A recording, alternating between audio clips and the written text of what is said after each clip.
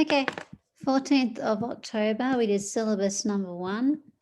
So that's based on chapter 11. We looked at needs analysis and task analysis and identifying learner needs. And next week we've got Selena, a guest speaker, and then lesson planning, and then assignment review, and then start the new topic. So that's in week 5. So syllabus week 1 we're doing today.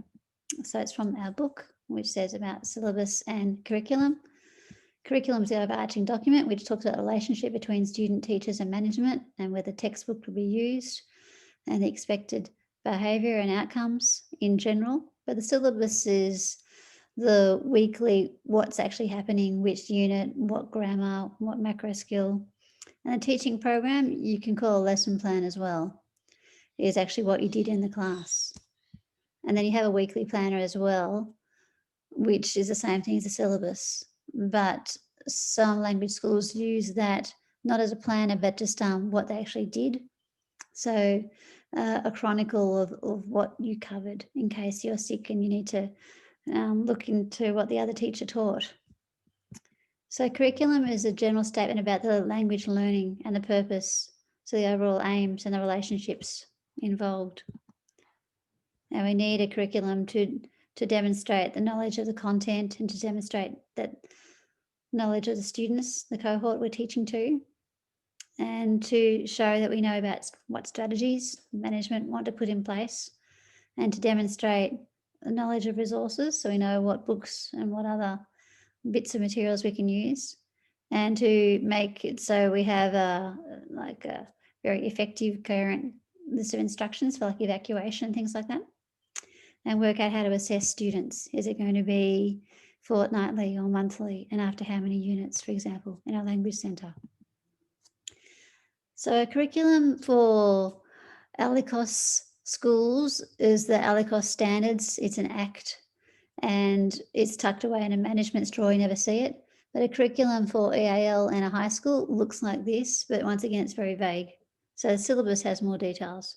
But syllabus is a book in a language school. So you've got the content page. It tells you like 2A, call the doctor, present perfect simple.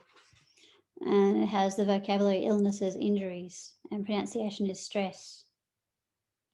So most books will have the grammar, the pronunciation, the vocab, and the topic. So that's the syllabus in a language school. But in a high school for EAL, it'll be a text type, like doing persuasive essays or poetry, prose, haiku, something like that. So we talked about difference between syllabus and curriculum and lesson plan and weekly planner. And we looked at what is expected in an ANIBIT lesson plan. We talked about different types of syllabi, as you can see here. There's lots of them. So syllabi is plural for syllabus. So lesson plans.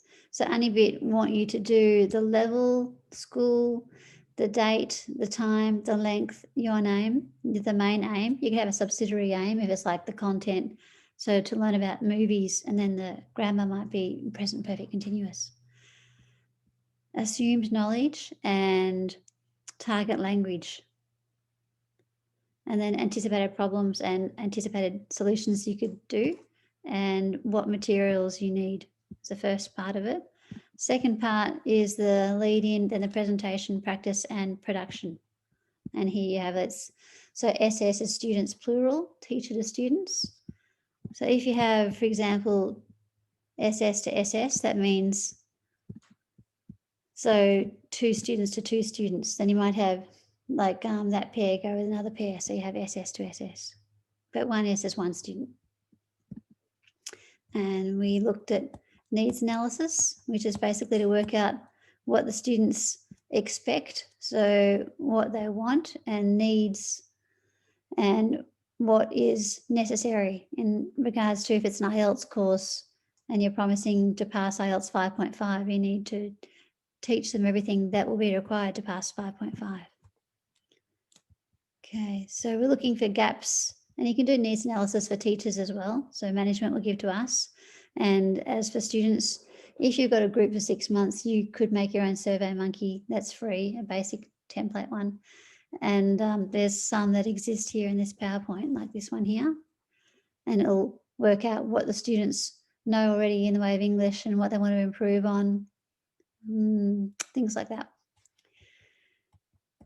So needs analysis and then curriculum design. So planning is when you haven't started it, but design is how you will do it. So you have to look at the staging, sequencing, selection of text you're going to use. And then we mentioned about that a curriculum is concerned with planning and the syllabus is the narrow end, so the actual day-to-day operation. And a lot of it's explained in Noonan's book, David Noonan.